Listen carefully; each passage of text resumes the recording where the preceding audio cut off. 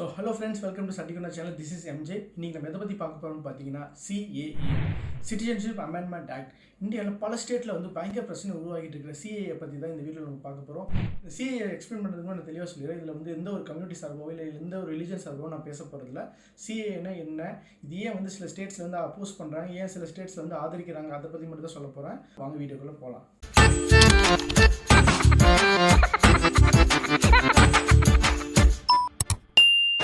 CAA, citizenship amendment act, இது வந்து 2019 வந்து பிஜேபி கவர்மெண்ட் வந்து பார்லிமெண்ட்டில் வந்து பாஸ் பண்ணிட்டாங்க. ஆனால் அப்போலேருந்து இப்போதைக்கு வந்து இம்ப்ளிமெண்ட் பண்ணாமல் வச்சுருந்தாங்க. ஸோ லோக்சபா எலெக்ஷன் இப்போ வந்து வரப்போகுதுங்களா, அதில் கரெக்டாக ஒரு 10 நாளைக்கு முன்னாடி டேட் சொல்கிறதுக்கு 10 நாளைக்கு முன்னாடி வந்து கரெக்டாக இன்றைக்கின்னு பார்த்து வந்து அவங்க இம்ப்ளிமெண்ட் பண்ணுறாங்க. ஸோ இதனால் வந்து பல ஸ்டேட்டில் வந்து பல பிரச்சனைகள் உருவாகிட்டு இருக்குது. ஸோ ஃபஸ்ட்டு வந்து ஜென்ரலாக சிஏஏ அப்படின்னா என்னென்னு பார்த்தீங்கன்னா, நம்ம நாட்டுக்கு வந்து பல கண்ட்ரியில் வந்து அகதிகளாக வராங்க பார்த்தீங்களா, ரெஃப்யூஜி வராங்க பார்த்தீங்களா, அவங்களுக்கு சிட்டிசன்ஷிப் தரது தான் இந்த சிஏஏ ஆக்ட். ஆனால் இந்த சிஏஏ ஆக்டை வந்து எல்லா கண்ட்ரிக்கும் பொருந்தும் அப்படின்னு பார்த்தீங்கன்னா அது இல்லைங்க. ஒரு 3 கண்ட்ரிலேருந்து அகதிகளாக வரவங்களுக்கு மட்டும்தான் இது பொருந்தது. அது என்னென்ன கண்ட்ரி அப்படின்னு பார்த்தீங்கன்னா பாகிஸ்தான், பங்களாதேஷ், அப்புறம் ஆப்கானிஸ்தான். அதுவும் இந்த அகதிகள் வந்து 2014க்கு முன்னாடி வந்தவங்களுக்கு மட்டும் தான் வந்து இதில் கன்சிடர் பண்ணிக்கிறாங்க. இது மூணுமே வந்து மெஜாரிட்டி ஆஃப் முஸ்லீம்ஸ் வாழ்கிற நாடுகள், ஓகேங்களா. ஸோ அதுலேருந்து வர நான் முஸ்லீம்ஸ், ஆக்சுவலி நான் முஸ்லீம்ஸ்னு அவங்க சொல்லலை, பட் அவங்க கிட்டத்தட்ட எல்லா ரிலிஜனும் அவங்க மென்ஷன் பண்ணிட்டாங்க. ஹிந்துஸு, சிக்ஸு, ஜெயின்ஸு, அப்புறம் கிறிஸ்டியானிட்டி அப்படின்னு சொல்லிட்டு அந்த நாட்டில் வாழ்கிற மற்ற ரிலீஜியன் பீப்புள் இந்தியாவுக்குள்ள வந்து ரெஃப்யூஜி வராங்க பார்த்தீங்களா. ஸோ அவங்களுக்கு வந்து இந்தியாவோட குடியுரிமை தரப்போகிறாங்களாமா. ஆக்சுவலி ஜென்ரலாக வந்து இந்தியாவோட ரூல்ஸ் என்னென்னு பார்த்தீங்கன்னா, ஒரு நாட்டிலேருந்து நம்ம இந்தியாவுக்குள்ள வந்து அகதிகளாக வந்தாங்க அப்படின்னா குறைஞ்சது ஒரு 11 வருஷம் வந்து இங்கே இருக்கணுங்க. இங்கே இருந்தாங்கன்னா அவங்களுக்கு வந்து குடியுரிமை தருவாங்க, சிட்டிசன்ஷிப் தருவாங்க. அதுதான் வந்து ஜென்ரல் ரூல்ஸ் இப்போது. ஆனால் இந்த சிஏஏ மூலமாக என்ன ஆகும்னு பார்த்தீங்கன்னா 6 வருஷத்துலேயே வந்து இவங்களுக்கு வந்து நம்மளோட நாட்டோட சிட்டிசன்ஷிப் கிடச்சிடும். ஸோ அதுதான் வந்து இதில் மெயின் ஒரு அட்வான்டேஜ். ஆனால் இதுலேயே வந்து என்ன ஒரு பெரிய டிஸ்அட்வான்டேஜ் என்னென்னு பார்த்தீங்கன்னா, இதில் வந்து முஸ்லீம்ஸுக்கு வந்து அலோடு கிடையாது.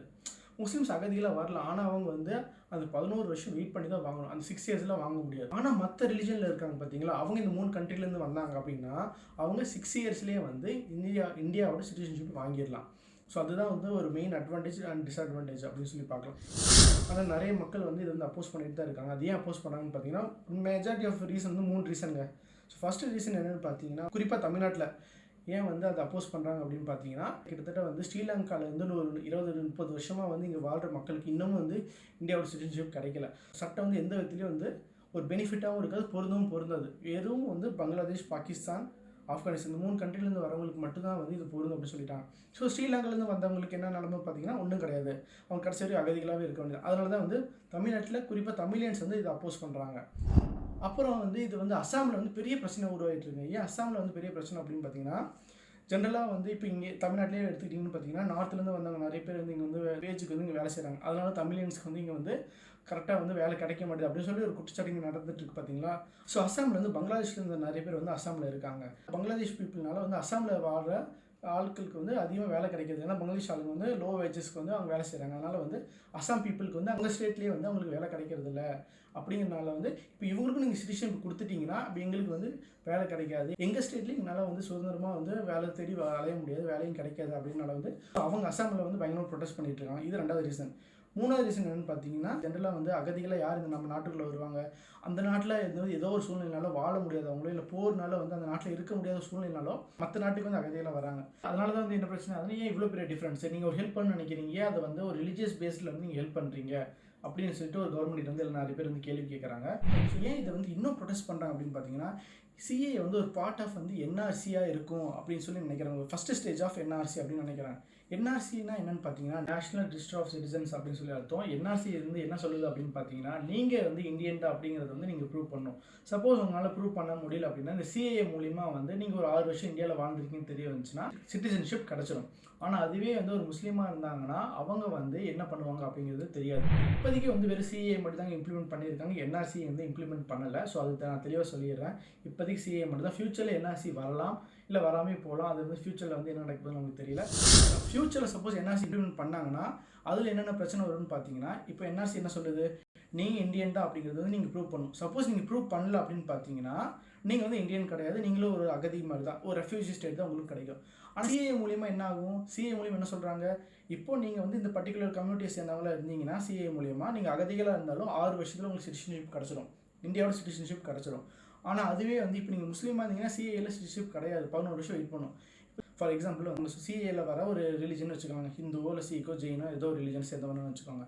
இப்போ நான் வந்து என்ஆர்சி இம்ப்ளிமெண்ட் பண்ணிட்டாங்க. இப்போ நான் இந்தியன் அப்படிங்கிறது நான் ப்ரூவ் பண்ணணும். என்னால் ப்ரூவ் பண்ண முடியல அப்படின்னா நான் ஒரு ரெஃப்யூஜி கேட்டகரிக்கு நான் வந்துடுவேன். ஆனால் சிஏ ஆக்ட் மூலிமா எனக்கு என்ன ஆகும், நான் 6 இயர்ஸ் வந்து இந்தியாவில் இருந்தேன்னா எனக்கு சிட்டிசன்ஷிப் கிடச்சிரும். ஓகேங்களா? இது வந்து அவங்க சிஏல சொன்ன ரிலிஜனில் நான் இருந்தேன்னா எனக்கு அந்த சிட்டிசன்ஷிப் கிடச்சிடும். இப்போ சிஏல முஸ்லீம்ஸ் இல்லை, இப்போ நான் ஒரு முஸ்லீம். ஓகேங்களா? இப்போ என்ஆர்சி இம்ப்ளிமெண்ட் பண்ணதுக்கப்புறம் என்னால் வந்து நான் இந்தியன்னு சொல்லி என்னால் ப்ரூவ் பண்ண முடியல.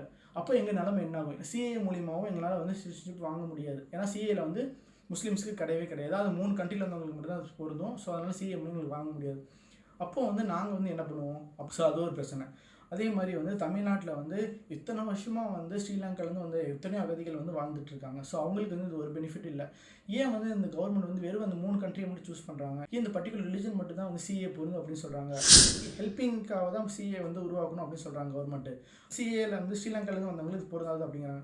ஸோ இதெல்லாம் தான் வந்து மெயின் ப்ராப்ளமாக இருக்குது. அங்கே வந்து மற்ற ஸ்டேட்லலாம் வந்து இதை அப்போஸ் பண்ணுறாங்க. இந்த அசாமில் இருக்கட்டும், இல்லை தமிழ்நாட்டில் இருக்கட்டும். ஸோ நீங்கள் வந்து சிஏ வந்து அப்போஸ் பண்ணுறீங்களா இல்லை ஆதரிக்கிறீங்களா அப்படிங்கிறது வந்து கமெண்ட் செக்ஷனில் வந்து கமெண்ட் பண்ணுங்கள். ஸோ நம்ம கவர்மெண்ட் வந்து கரெக்டாக வந்து ஏன் இந்த எலெக்ஷன் டைமில் வந்து இது வந்து கரெக்டாக இம்ப்ளிமெண்ட் பண்ணுறாங்க அப்படிங்கிறது வந்து சில பேர் வந்து கேள்வி கேட்குறாங்க. ஸோ உங்களோட கமெண்ட் என்ன அப்படிங்கிறது நீங்கள் கமெண்ட் செக்ஷனில் வந்து கமெண்ட் பண்ணுங்கள். ஸோ இந்த வீடியோ பிடிச்சிருந்துச்சுன்னா சரிகூட சேனலுக்கு லைக் பண்ணுங்கள், ஷேர் பண்ணுங்கள், சப்ஸ்கிரைப் பண்ணுங்கள். மீண்டும் இன்னொரு வீடியோவில் உங்களை சந்திக்கிறேன். பாய்.